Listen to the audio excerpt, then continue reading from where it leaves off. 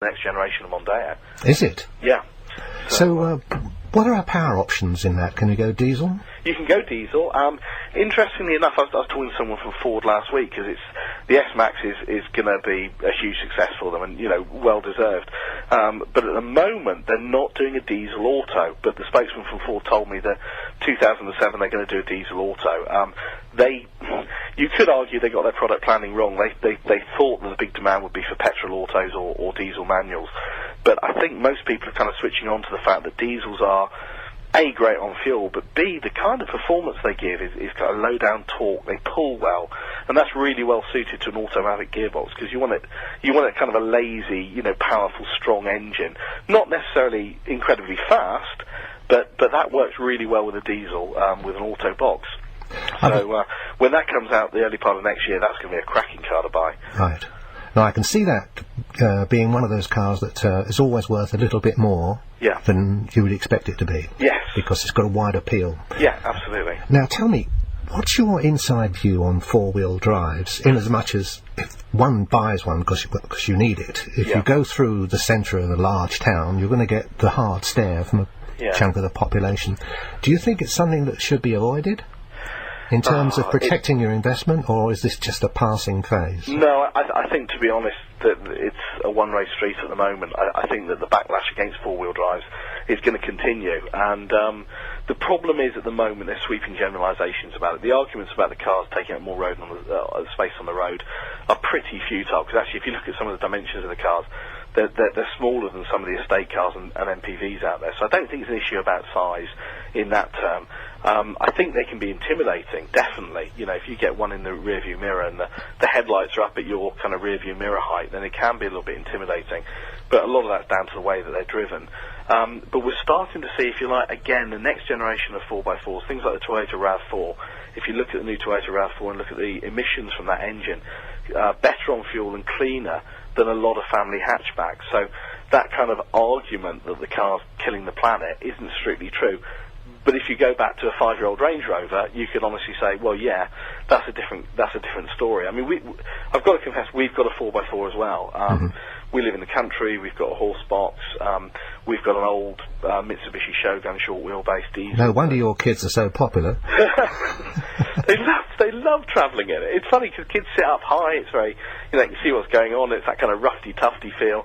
The other thing is you don't drive them quickly. I mean, the top speed on it's 80-something miles an hour, and to be fair, it's comfortable at 70 on the motorway, and you have to kind of set it up for corners, so you don't drive the thing particularly quickly.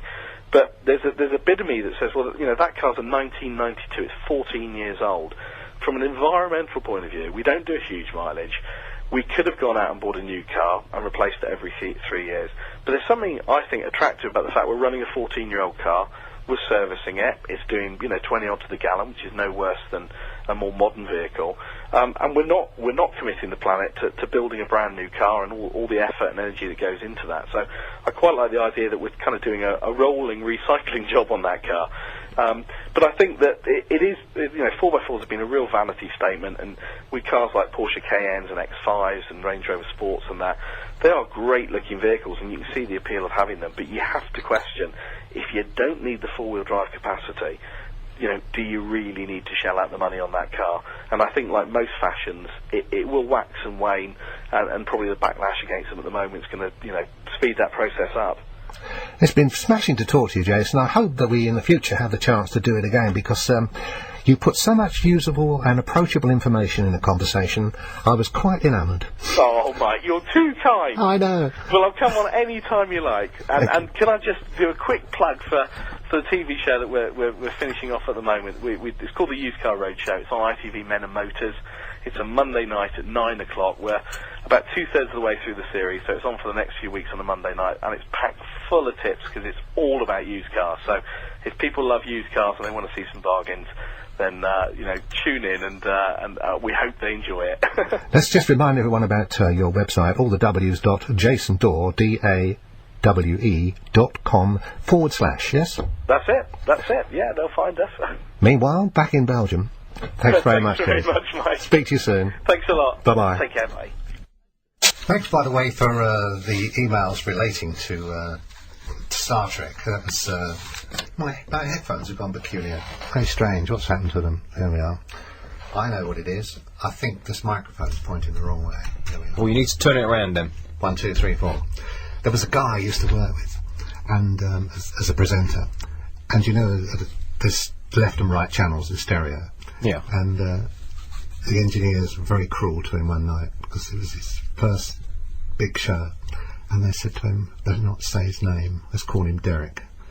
I said, after he'd done a couple of links and played some records, you know, they said, "Could you help us out a bit?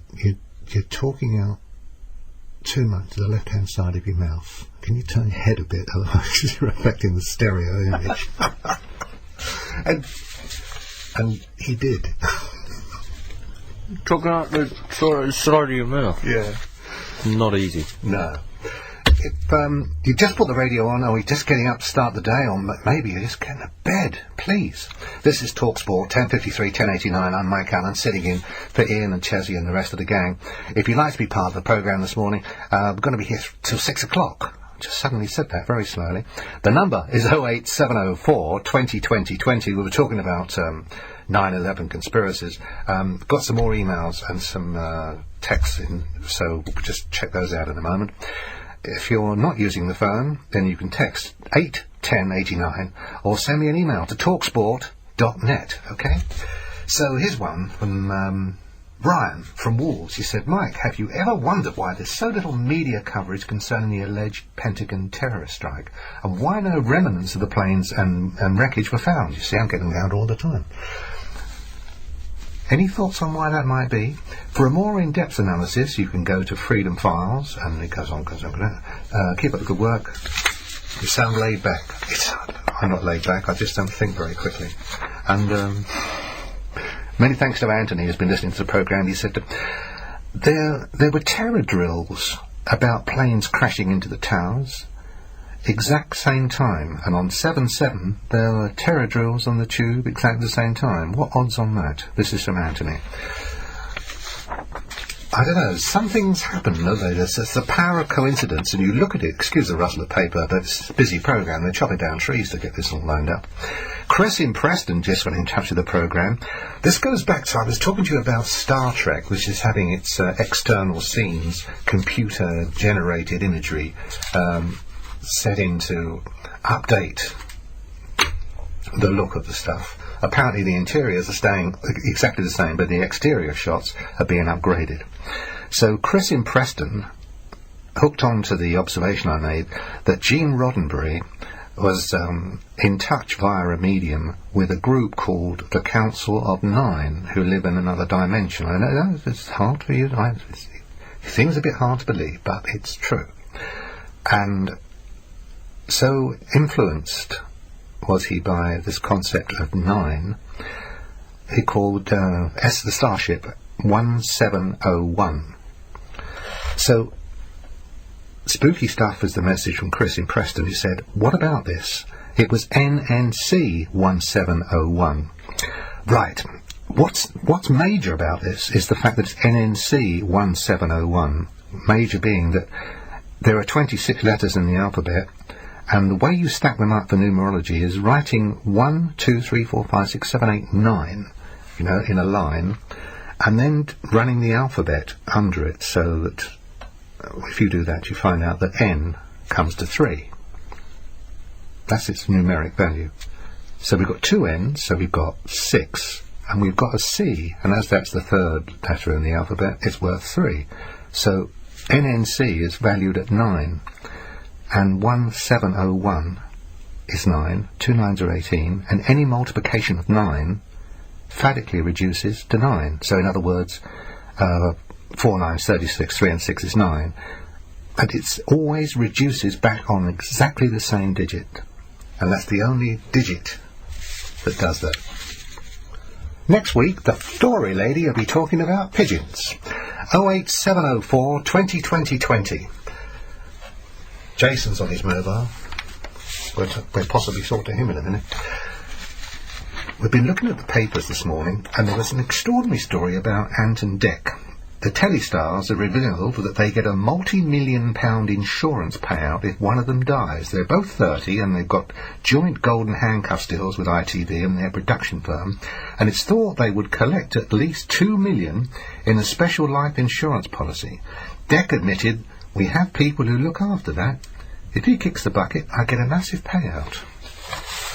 Can you not see that as being a possible sketch for a detective show on television? Great partnership. And one of them dies. Hello, Jason, you're on talkSPORT. Hi, Mike, how are you? Yeah, pretty good, actually. I think for the time of night I'm doing very well, actually, just on a bowl of cornflakes. That makes two of us. Busy travelling up the M1 at the moment. You got a load on? Certainly have, yeah. Okay. Just finding out with regards to what you said about the Starship Enterprise. One of your previous people had said it's NNC 1701.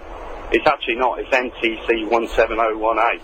Say that again. NTC. NCC. NCC, yeah. Yeah. 17. NNC. No, did I say NMB?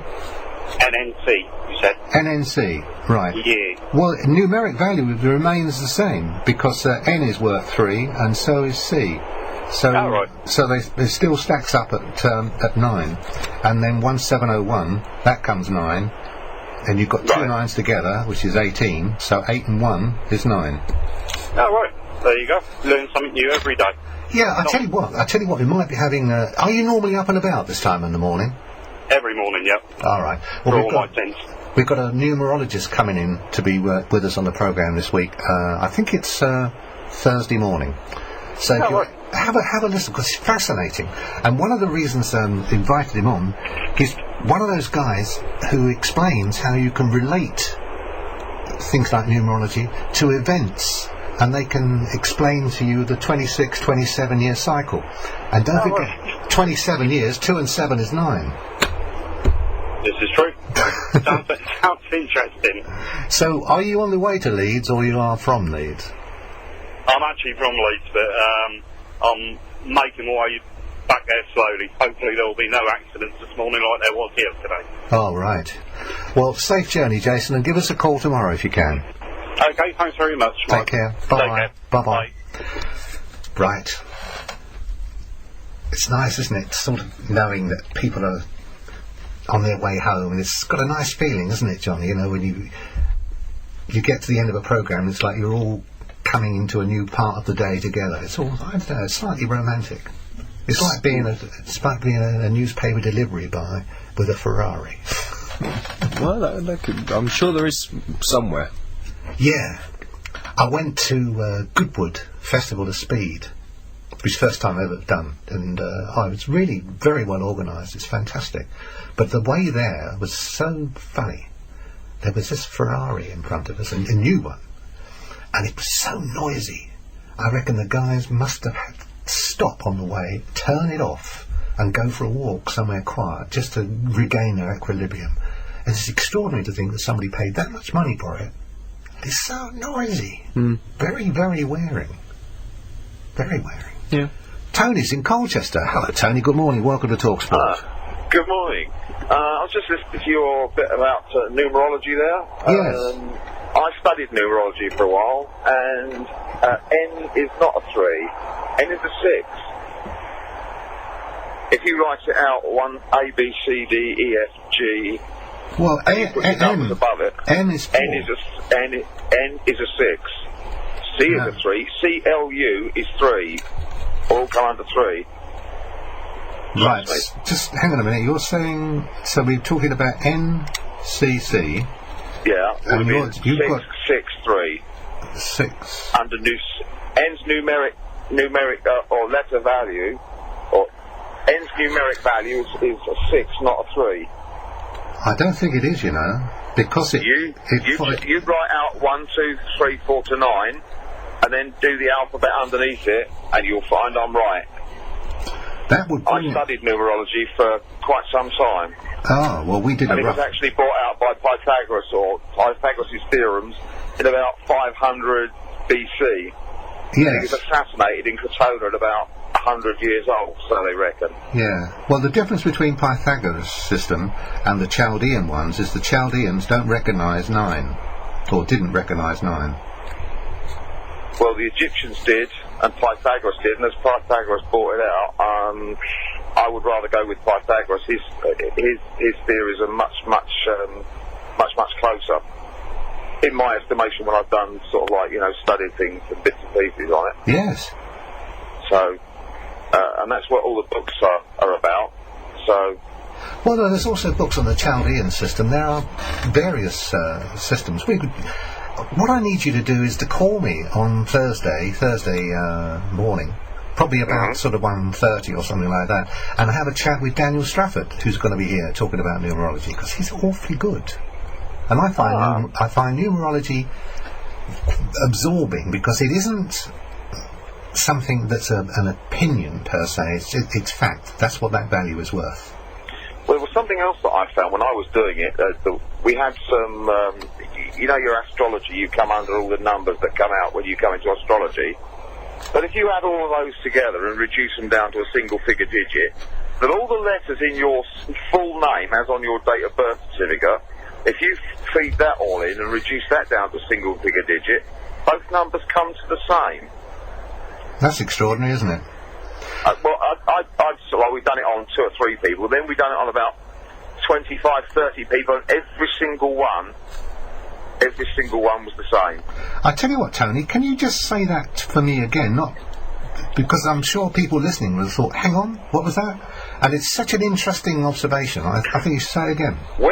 If you take put all your letters in your full name as on your date of birth, give them their numeric values, and reduce it down to the single figure digit.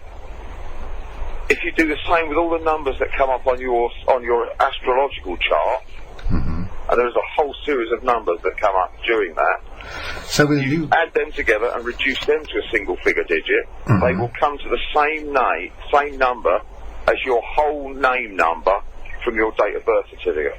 Right. That's extraordinary, isn't it? Yeah, well, I thought it. So, I mean, like I say, we've done it with 3 of us, and this was about 12 years ago. So we did it all. We found another sort of like 20, 30 people and done it with them, and it came to the same thing again. And it's like, wow, this is quite staggering. There was somebody I used to work with as a guest on radio programs in the past, and she was telling me about this most amazing thing, and this is a doctor of medicine. She was telling me that if you take the letters of your name, so say your name is Fred Smith, all right? So we're not talking Tony, we're not talking Mike, and you just write the letters down. So you want the full name. If you've got a middle name, you include that, and every aspect of previous lives, this is what she told me, is reflected in the words you can make up of the letters of your name. Now I actually done this, right? I was in an awareness group at the time, and I'm actually supposed to be doing this work myself, but I'm not teaching yet. We did this, and I came out, from my full name, I came out with a Nathan Rodney Ward. Right. And have you heard of automatic writing? Yes. Where you go into a semi-trance and you... Well, I wrote this name down, and for some unknown reason, I just seemed to go into some sort of, I don't know, like another dimension almost, and wrote 3 pages of foolscap before I realised what I'd really done. And for me, that's quite magnanimous, because I'm not exactly one for sitting down and writing for hours. And I've yet to check this out, and I really must check it out, but this Nathan Rodney Ward was a first officer on one of Her Majesty's ships in the Caribbean. Now, I've yet to check this up. Really? So that would be quite interesting. I must check it up. I mean, I've been meaning to do it for absolutely ages, and now the internet's there. I guess it must be a lot easier to check up. I've seen someone doing automatic writing. Well, that's what happened to me, and it was kind of like, it's not happened since, and I wish it would, but, I think I've still even got the paper somewhere that I actually wrote in a folder somewhere. Oh, I'm sure you have. I can't imagine anything. I mean, 3 pages? 3 pages of foolscap. That's not a casual thing, is it? No, it's not. No, it's not. Well, you'll never guess what a name I made out of using the letters of my name. What? Alien. Alien? Yeah. Wow. Which is a worry, isn't it? Well, actually, something that's always bothered me is that I'm a bit. Maybe it may sound a bit sort of racist or whatever, but the white races come from somewhere different. Because if you look at all the other races, the brown skin, the reddish skin, and the yellow skin, they all have one uniformity. Or they have several uniformities apart from the pigment of their skin. They all have dark eyes and dark hair. We don't. We have all different colour eyes, all different colour hairs. So where did we come from? Why are we so radically different from them? I couldn't possibly tell you now because I'm working on it. I can't answer it, and I haven't found anybody yet who can actually answer me sensibly and seriously to my satisfaction as to why we are so different. Yeah. Extraordinary, isn't it? It is extraordinary. I tell you what I find interesting. When you were talking about the variations of people born with dark hair, it's interesting, you seldom see people from the Orient with anything other than straight hair. Isn't that interesting? Exactly, yeah, their hair's always straight. Because as is the people from North America and South America. Yeah. But the Afro-Caribbean and the African is curly. And the shape to hair being curly is determined by the follicle, that little hole in the skin that it grows out of. That's what determines if it's going to have a movement in it, whether it's curly or wavy. Good to talk to you. Thanks very much indeed, Tony. Right. We've got the newspapers, and what I'm going to do is just give you a quick appreciation of what's in. And if you'd like to give me a bell, we can have a little zip through the papers together. Yeah? Okay.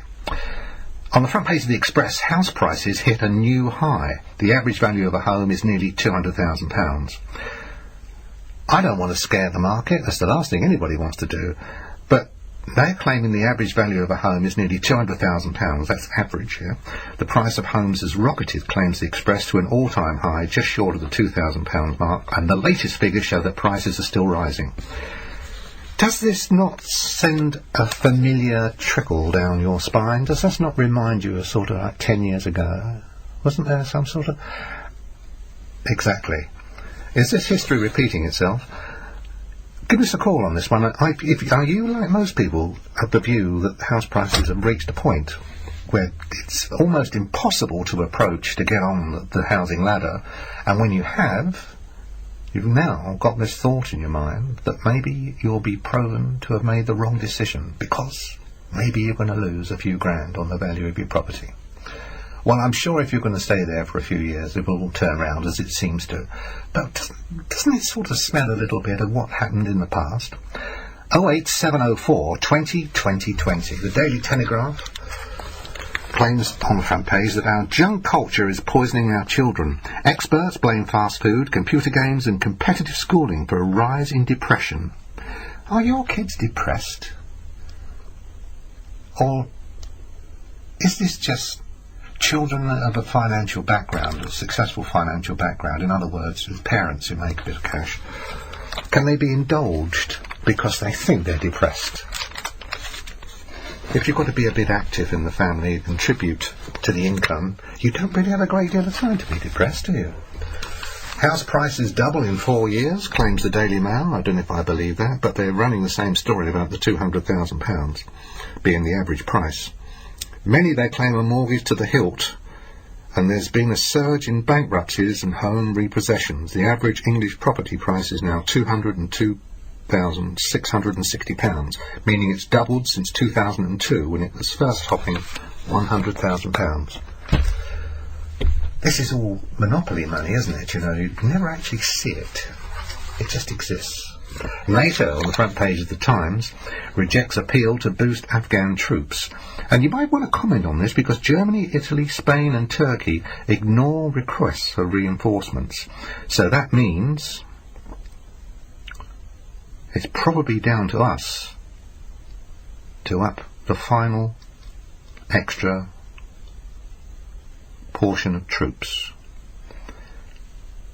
How does that sit with people from Germany, Italy, Spain and Turkey ignoring requests for reinforcements in Afghanistan? You'll have a view. 08704 20 2020. I'm Mike Allen. This is talkSPORT. For the masses, you know. So it's fabulous fun. I work for a brilliant business, and I'm a frequent listener to talkSPORT, and I think you guys do a great job. Well, you will go to heaven, and no, the reason I asked you because there's an inclination for sales directors.